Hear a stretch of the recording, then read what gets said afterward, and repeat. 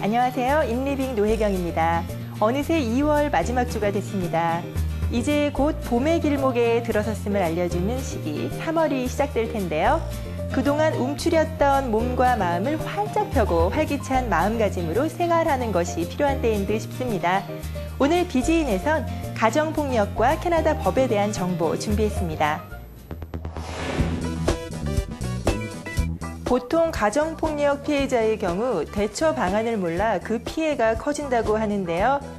오늘 이 시간은 지난 시간 살펴본 가정폭력의 정의와 유형에 이어 가정폭력과 캐나다 법에 대해 알아보도록 하겠습니다. 오늘 도움 말씀 위해 캐나다 한인 여성의 김민경 씨 함께 하셨습니다. 안녕하세요. 네. 예, 지난 시간에 이어서 이번에도 여러 가지 가정폭력과 관련한 도움 말씀 부탁드리고요. 먼저 캐나다 법에서는 가정폭력을 어떻게 다루고 있는지 알고 싶은데 어떻습니까? 네, 한국에선 지난 90년대 말에 가정폭력 방지법이라는 것이 생겨서 그 처벌 조항에 따라 이제 처벌이 되고 있습니다. 그런데 캐나다에서는 가정폭력 방지법이라는 그런 특별한 법이 없고요. 일반 다른 범죄와 마찬가지로 형법에 의해서 이제 처벌이 되고 있습니다. 이제 보면은 264조에는 이제 크리미널 하라스먼트라고 해가지고 예. 범죄 희롱이 있고요. 그리고 264.1조에는 이제 위협이 있습니다. threat. 그리고 265조에는 이제 폭행, assault가 있는데요. 이제 우리가 흔히 알고 있는 크리미널 하라스먼트라고 하면은 스토킹이죠. 상대방이 원하지 않는데 자꾸 접근해서 그 주의를 어슬렁거린다든지 감시를 한다든지 자꾸 의사소통을 하려고 하는 행위가 더 여기에 이제 포함이 되고요. 그리고 위협을 하는 행위는 너에게 신체적 상해를 초래하겠다, 네가 소중히 여기는 동물을 해치겠다, 포이즌하겠다 이런 식으로 하는 것도 모두 이제 범법 행위에 이제 들어가는 거죠. 그리고 마찬가지로 폭행은 당연히 신체적 상해를 초래한다든지 아니면 무기나 이런 총이나 이런 거를 공개적으로 가지고 다니면서 내가 이걸로 너를 해야겠다. 그리고 그 상대방으로 하여금 이 사람이 정말 나를 해야 할 능력이 있다라고 믿게끔 하는 행동이 다 이런 범법 행위에 이제 포함이 됩니다.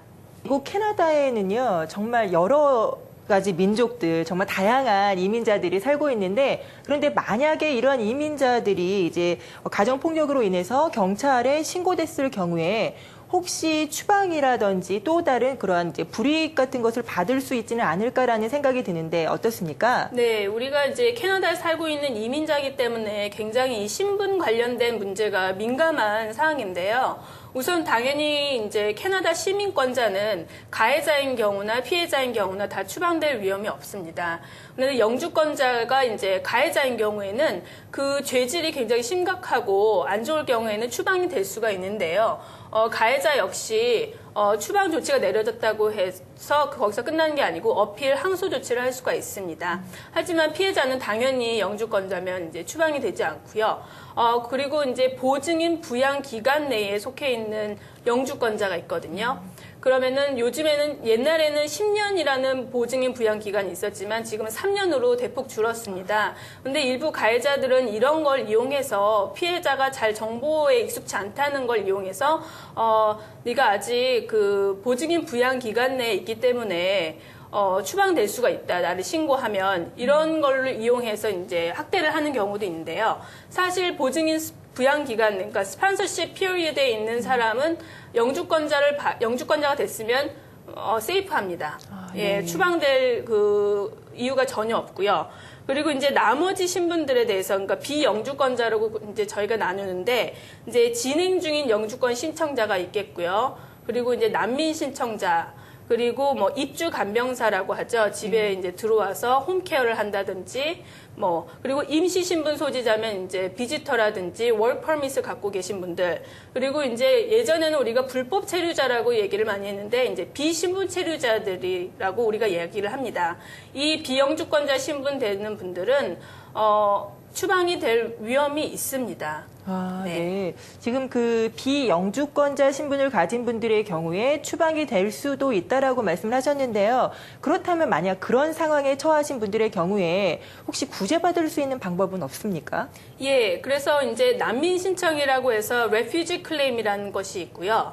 그리고 또 하나는 이제 HNC라고 우리가 흔히 이야기를 하는데 이제 Humanitarian and Compassionate Ground의 준말입니다. 그래서 이제 우리말로 하면 정상 참작 이민 신청인데요.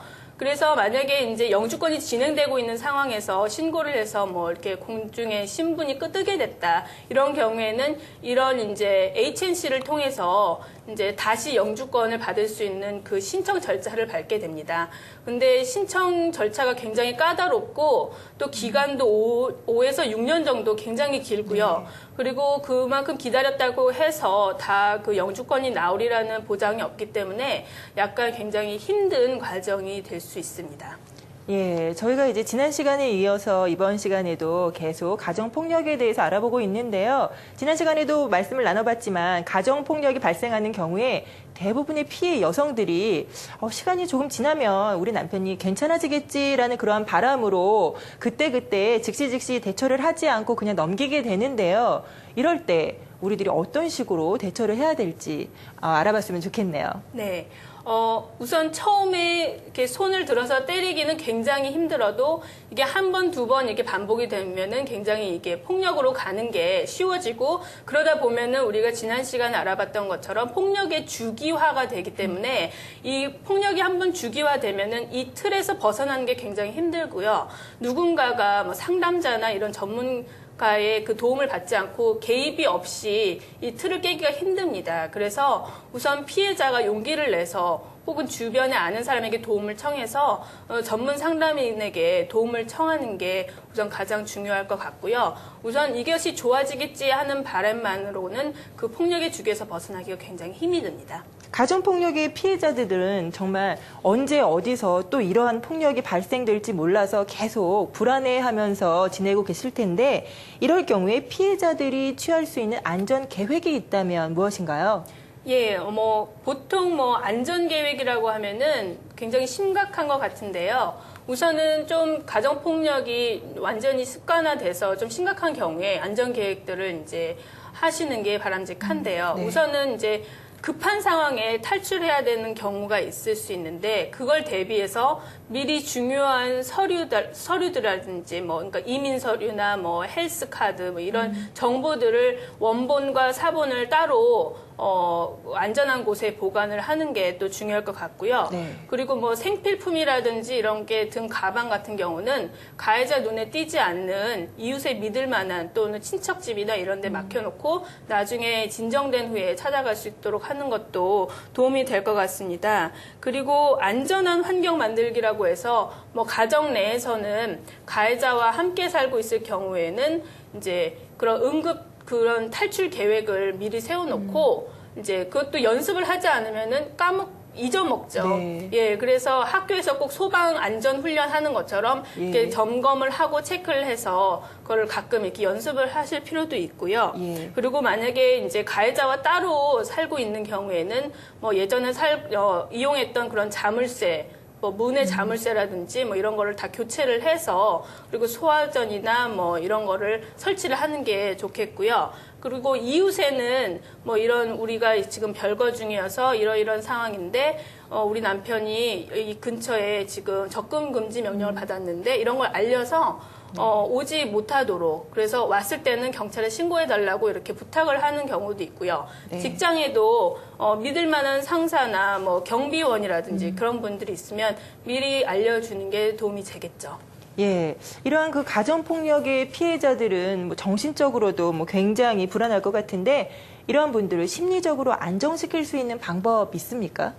우선 이런 분들은 이제 주기적으로 폭력을 당해왔기 때문에 굉장히 그 심리적으로 불안하고요. 네. 또 위축돼 있습니다. 그래서 우선 대인관계가 그동안 많이 단절돼 있었기 때문에 이제 나가서 활동하는 거에 대해서 굉장히 꺼리게 되는데요. 이럴수록 이런 분들은 나가서 교회 행사라든지 그런 지역 단체 활동을 적극적으로 하시는 게 좋겠고요. 그리고 뭐 시간이 된다면은 어떤 전문적인 기술을 배워서 그걸 이용해서 또 파트타임 잡을 갖는다면 그런 자기 그 자존감 향상에도 도움이 될 것 같습니다. 그리고 또 건강을 위해서 꾸준하게 운동을 하고 매일 그 긍정적인 면을 찾아서 일기를 쓰는 것도 도움이 많이 될 것 같습니다.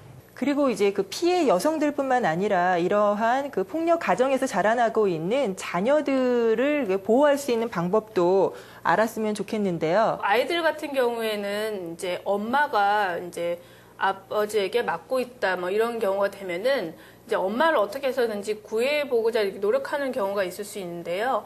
우선 그런 상황이 오기 전에 아이들에게 엄마의 안전은 엄마가 알아서 챙길 테니까 그런 일이 있으면은 너부터 우선 안전한 곳으로 대피하라고 미리 주지를 시키는 게 중요하겠고요. 네. 그리고 항상 폭력은 정당한 것이 아니고 나쁜 것이기 때문에 너는 그렇게 폭력을 사용해서는 안 된다라는 걸 이렇게 이야기를 해주는 것이 좋을 것 같습니다. 그리고 엄마가 비상시에 전화를 911에 신고할 수 없는 경우를 대비해서 아이들에게 그런 신고 방법 같은 것도 알려주는 게 도움이 될 것 같습니다. 예, 그렇다면 가정폭력이 발생을 했을 때 우리가 어떻게 신고해야 되는지 그 절차도 궁금한데 어떠한 절차를 거쳐서 신고를 해야 될까요? 예, 우선은 이제 그런 심각한 상황이 닥쳤을 경우에는 911로 전화를 하시면 되고요. 그리고 영어가 서툰 경우에도 코리언이라고 하면은 이제 한국말 하시는 분이 전화를 받으시니까 걱정 안 하셔도 되고,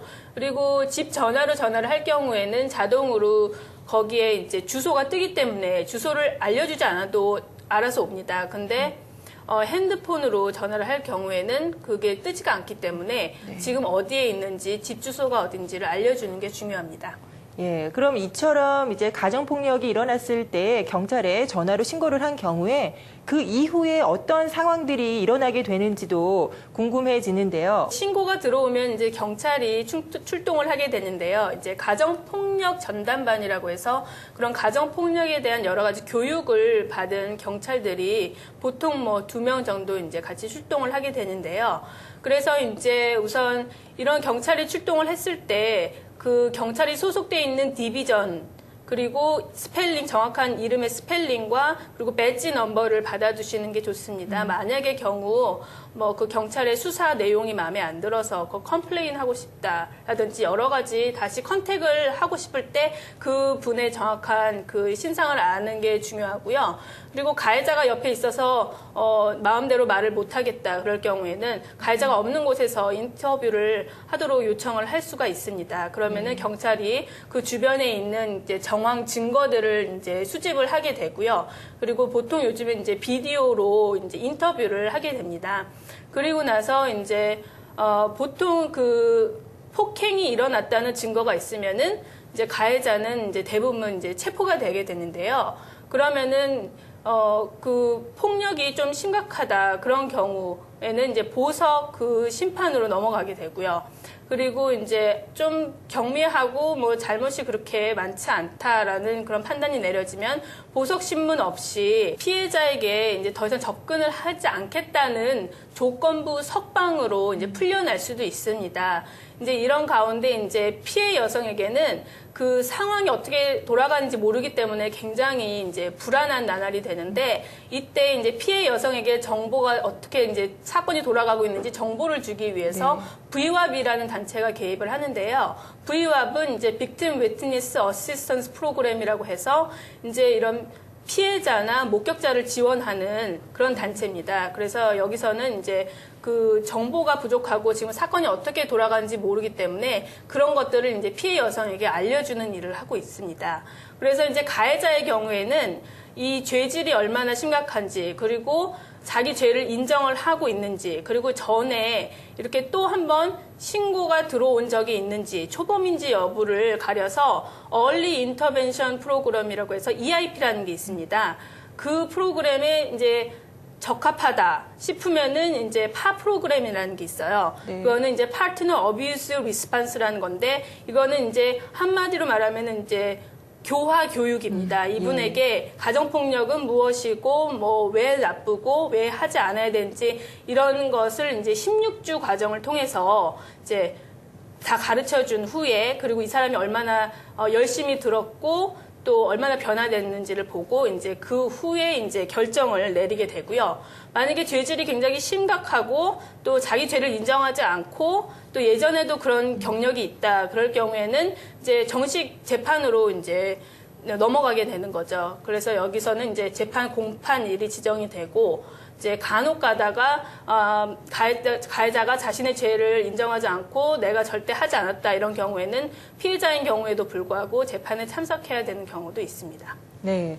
지금 말씀을 듣다 보니까 이제 그 경찰에 신고를 하게 되는 경우에는 이제 보통 폭행을 당했다, 그 신체적인 폭행을 당할 때는 그 물증이 딱 보이잖아요. 경찰이 출동을 했을 때. 하지만 그런 신체적인 폭행이 아닌 뭐 언어적인 폭행이라든지 이제 그럴 때에도 신고를 할 수 있는 건가요? 그러니까 그런 경우는 굉장히 힘든 경우인데요.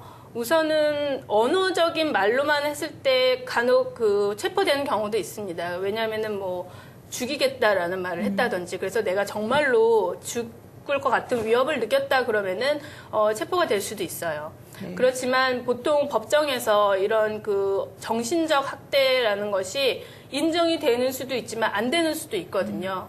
그래서 이제 최대한 그런 그 경찰에 신고하겠다는 마음을 가지신 분들은 우선 그 준비를 하는 게 필요할 것 같아요. 아, 예. 네. 그러니까 미리 뭐 내가 그런 정신적 학대를 받아서 정신적으로 굉장히 스트레스 받았다 싶으면은 그런 정신과 전문의를 찾아가서 그런 치료 그 기록, 진료 네. 기록을 남긴다든지 아니면은 뭐 그렇게 뭐 욕을 하고 막 이럴 때 뭐 녹음을 한다든지 뭐 이런 식으로 해서 최대한도로 증거를 남기는 게 필요할 것 같습니다. 예, 사전에 미리미리 이제 녹음 자료라든지 뭐 기타 여러 가지 자료들을 준비를 해 놓으면 나중에 훨씬 더 많은 도움을 받을 수 있겠네요. 네. 예, 그렇다면 우리가 간혹 주변에서 가정폭력 뭐 피해자라든지 가해자들을 종종 만날 수도 있는데요.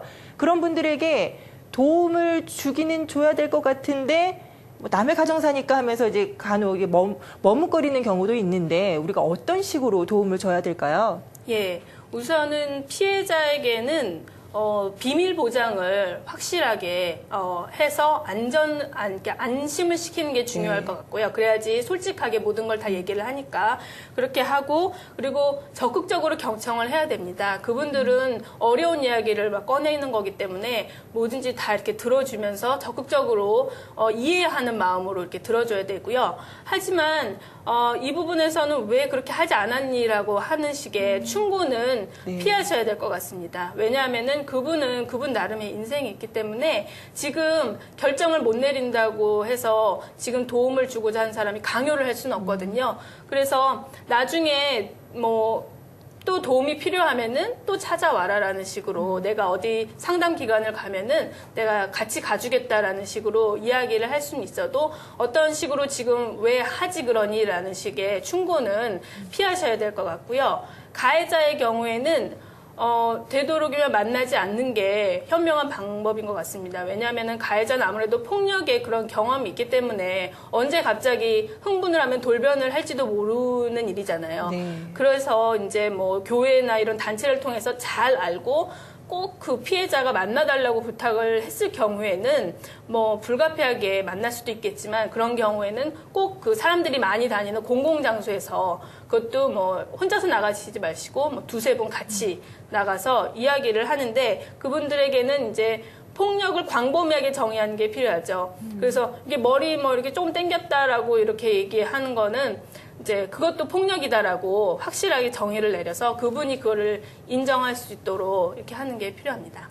아무래도 주위에 뭐 여러 정말 친한 분들이 있다거나 뭐 믿음 있는 분들이 있다면 좋겠지만 가정 폭력을 당하시는 분들이 가장 이게 곤란해하는 이유가 주위에 그런 분들이 없기 때문이라고 생각이 되는데 그렇다면 이러한 가정 폭력을 가정폭력이 일어났을 때 상담을 받을 수 있는 곳이 있다면 소개 부탁합니다. 이제 그런 것들을 알고 계시면 많은 도움이 될 것 같은데요. 네, 우선은 이제 한국말로 이제 서비스를 제공해 드리는 기관은 이제 KCWA 한인 여성의 이제 가정 상담 하시는 분들이 있으니까 거기에 이제 문의를 하셔가지고 이제 찾아오시거나 아니면은 뭐 전화 상담도 가능하니까 그렇게 이제 문의를 하시면 되고요. 아니면은 Assaulted Women's Helpline이라고 해서 이제 급한 상황에 이제 여기 전화를 할 수가 있는데 여기는 24시간 그리고 일주일 내내 이렇게 오픈되어 있는 곳이니까 여기를 전화를 통해서 이용을 해보시는 것도 도움이 될 것 같습니다. 네, 우리가 가정폭력 예방 프로젝트 그 워크숍에